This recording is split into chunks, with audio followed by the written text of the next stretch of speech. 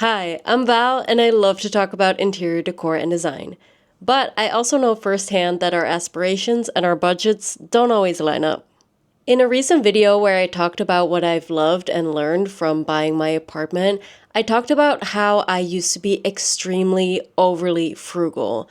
And I got a comment asking for tips on how to deal with this and how to get out of that mindset.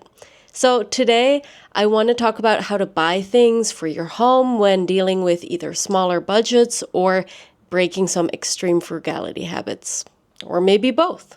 Now, first things first, I want to clarify that I am in no way urging anybody to start impulse buying or buying stuff that they don't need or stuff that they can afford. But in reality, living life with just the bare necessities is not very enjoyable, especially not when it comes to your home. And nowadays, I see a lot of de-influencing videos telling people to be smarter with their money or even go on no-buy periods. And I think those are amazing. I'm so glad that they exist, especially during a time where overconsumerism is rampant and is killing our wallets and the planet. But I never see a video for people like me, a recovering frugality freak, to be honest, who actually have trouble spending their money on nice, fun, or even helpful things. So if that's you or someone you know, I hope these tips can help. So the first thing I usually advise people who are in a similar situation I used to be in is to set an amount of money that you feel comfortable spending on, well, in this case, decor, but of course it could be applied to other things, without overthinking, worrying, or panicking. Of course, the exact amount will be very personal to you, but let's say for the example, 20 euros or 25 US dollars per piece. So you have this in the back of your mind, like, okay, I can spend this guilt-free. And if you're listening but not watching, I'm doing air quotations because, of course, it's your money. And unless you're contributing to animal cruelty or bad labor practices or something, anything that you buy should be guilt-free for you. But yeah, that's the amount of money that you can just spend without overthinking it. Now, whatever the amount is, it will probably be pretty low. So I would highly suggest buying secondhand only in that range, except for small things, because anything else that cheap will probably not be great. And then maybe after a month or two, when you got used to it, you increase that amount to 30 euros or 30 US dollars. And slowly over time, you get used to spending a little bit more towards the goal of upgrading your home. Of course, you can also set a guilt-free spending amount per week or month instead of per shopping trip or per item. But I do find that at least I tended to be so frugal that I would just still constantly save that up and be like, maybe I'll need it next month. And so I personally prefer the method of applying it to a shopping trip or a piece rather than a whole month of time. But that's up to you, baby. Also, let's say you're starting from scratch and you need to acquire a lot of things. You could even set a minimum amount that you could spend, that you have to spend like per week or per month or whatever, just to push yourself to make more decisions. But we're getting a little bit creative here, so take what works for you and leave what doesn't. At the same time, if you are starting from scratch or kind of starting from scratch, do take it easy and take it bit by bit. If you don't, you most likely will get decision fatigue and stress yourself out over all the money that you're spending all at once. I have a whole video on how to furnish and decorate your home step by step if you're starting from scratch based on my own experience of moving into my previous apartment with like 3 items. So I'll link it down below in the description box. By the way, this advice can still be applied alongside my previous point about the minimum or guilt-free spending amount. Now, my third tip is one that you have surely all heard before, but it is still so important that I do want to reiterate it.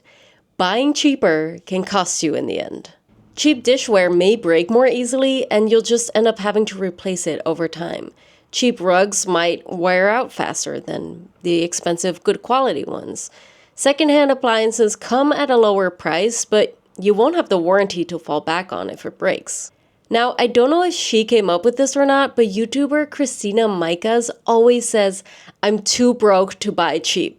And she has lots of good financial advice in most of her videos where she focuses a lot on quality or benefits versus cost. So I do recommend checking out her channel. Next, try not to acquire too many temporary things. Sometimes you do need to do this, like when I moved into my first own apartment and I didn't have any furniture. Again, this is the same story I'm talking about. My mom gifted me a new couch that she ordered. It was a sleeper sofa, but it took months to arrive. And I was so sick of just sitting on uncomfortable chairs in the meantime. So I picked up a free couch, and it did take quite a bit of effort to get it home. But in the end, I also ended up giving it away for free, so at least getting it out of my house was already taken care of. But unless you really need it, getting temporary pieces either just costs you time and or money, or you'll end up keeping them despite not loving them, and then you're just settling for something for God knows how long. Now, if you do already own quite a bit of stuff, but you want to switch it out, selling what you have first is the way to go. Of course, this does require some time and effort. I recently sold the desk chair that I used to have here, and then it was chilling in the back corner for a little bit. And the person who picked it up was so nice, but they kept delaying the pickup date, and it took like 2 weeks. Anyway, if you originally bought it new, you most likely won't get your full investment back unless it's some kind of rare collector's item, but it will provide you with just a little bit of cushioning for whatever you want to replace it with. Also, sometimes when I do find something secondhand that is a bit on the pricier side, as long as I think that I can get the same price for it in case I do ever try to resell it, it makes the decision a lot easier to get it. Again, I don't recommend getting a whole bunch of short-term temporary stuff. No. But if the situation does call for it, or it's like semi-temporary where you do plan to have it for, let's say, at least a year, but you know that eventually you might move and the piece might not fit into the different space, yada yada, the idea that you can get your investment back is definitely a comforting thought. Now, when you want to sell some stuff or donate things, I really recommend doing so before you even have the replacement, because this will push you more to actually get the new thing. Of course, this doesn't apply to everything. I'm not talking about things that you actually need every day, but something like a side table, a rug, or an art piece is totally fine. Let go of it first, because that empty space in your home will motivate you to actually make the time and the effort to go out, spend that little bit of money, and get the thing that will bring you more happiness than the previous item did. Because let's be honest, we both know that if you wait, it's either never gonna happen at all or at least take way too long. Next, I've given this advice before, but I think it really helps a bit extra if you're on a small budget or you're very frugal and you have a tough time making decisions on what to buy because the money you invest just matters a little bit more. And that is visualizing those pieces in your space. Especially for bigger pieces or really noticeable ones that will have a lot more impact, try to put them together in a program like Canva, or there's a couple other free alternatives that you can use so that you can see that aside from liking them individually, they also go together, and that can help ease your mind a little bit in investing that money into that piece. It will just make you feel a little more secure and rest a little bit easier because you're not just spending money on that one piece, but you're spending your money on the overall big picture. Literally, I guess, if you visualize it. But I implore you to get creative with this kind of stuff and please not use AI. I could go on and on about the reasons why using AI so frivolously is bad for you, bad for the planet, and bad for society in general, but I wouldn't be the first person to tell you these things. You know the reasons. Please care. Oh, and on a similar note, being on a small budget does not justify getting half of your stuff from Temu or Shein or Primark, okay? Yes, I have a few IKEA pieces, which is also fast furniture, but they definitely have more ethical practices than the places I just mentioned. And I think about 80% of my home is actually secondhand. So if I can do it, you can do it too. Now, the next tip isn't specifically just for interior design, but I do find it really helpful in any aspects of my life Because financial anxiety, again, extreme frugality, or just a small budget in general can definitely lead to decision paralysis because how you spend your money just matters extra to you. Now, when this happens, I like to make lists or little tables where I kind of put all the different options and their pros and cons and how much they cost, but also, what's better about them and things like that. And that can be really helpful. Or if it's more of a, matter of the heart situation, I tend to talk to my mom or my friends, and they usually either make points that I hadn't thought of that convince me to go for one option or the other, or they choose an option, and in my instinct, I feel right away whether I agree with that or not, and then I know what I want.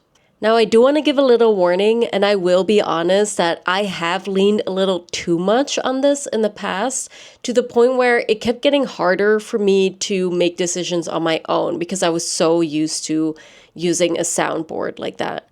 But if you really are stuck on something every once in a while, I find it really useful. And last, but definitely not least, always measure the hidden costs of trying to save money. Time you spend looking endlessly for cheaper alternatives, the effort to pick something up 2 hours away, or time and effort dealing with items that don't work for you because you're afraid to replace them, lack of enjoyment of your space, lack of inspiration, lack of pride for your home. None of these things should constantly be the result of you trying to save money, especially when you can technically afford to fix them. Now, I said not constantly because sometimes you may decide that the hidden costs are worth saving money on. For example, maybe you're unemployed, so you have all the time in the world, but you don't have the money. So in that case, it is worth it to spend extra time getting something cheaper. Or you live somewhere for a few months, like a semester abroad, and you spend most of your time out and about anyway. That's completely up to you. But it is so important to always make these calculations and make them honestly anytime that you want to get something but are trying to save money. Now, how exactly did I learn all of this, you may ask? Well, I hate to live up to the stereotype, but I happen to be a very frugal Dutch person. Both my parents instilled this in me. They're both pretty frugal as well, but it also worsened a lot when I studied and lived in New York City. As an international student, it was really hard to work there, so I did freelance modeling for a couple years as my source of income. But of course, this was never steady work. It provided me with zero financial stability, and I never knew when my next gig would be booked. Combine this with the really high cost of doing anything or buying anything in NYC, and you have yourself a little disaster. At least I did. The result was that even when I moved back to the Netherlands, spending more than, let's say, even 10 euros on things that weren't groceries would stress me out. But when I moved into my first own apartment, which was unfurnished and I didn't have any furniture or decor or supplies, I was forced to kind of practice exposure therapy and overcome my anxiety to just get the things that I needed. Now, 6 years after moving back and 1 year after moving into this place, I'm honestly still at a low to medium income, but I have managed to fill and decorate my home in a way that really, really makes me happy. And while I still pay close attention to my budget, I do spend what I can afford on living an enjoyable life. Now, if you've been in a similar situation or have experienced very similar feelings, I would love to read about it in the comments. Maybe you can write what you struggle or struggled with and what helped you, and maybe we can all help each other a little bit by sharing. By the way, for my subscribers, I'm sorry there was no video last week. I've had some personal things going on for the past 2 months or so, and honestly, I kind of felt pretty burnt out. I did start working on another subscriber design advice video, but it was a little too much to finish now, so that one is still on the books for later this month, and I think next week I'd really like to restyle my living room, with you as my company, of course, because I finally got curtains, but at the same time, the space has felt a little cluttered lately. So let's do that next week. And to my non-subscribers, if all of that sounds good to you, or if you just enjoy design-related sit-down videos like this one, consider checking out my channel and joining, dare I say it, the coolest club on the interweb. And of course, if you enjoyed this video, it would really help me if you gave it a little thumbs up, kind of as a free tip, or maybe even a hype to help me compete with big deteriorating YouTube. That's not right. To help me compete a little with big interior design YouTube. As always, thank you so much for watching and hopefully see you very soon.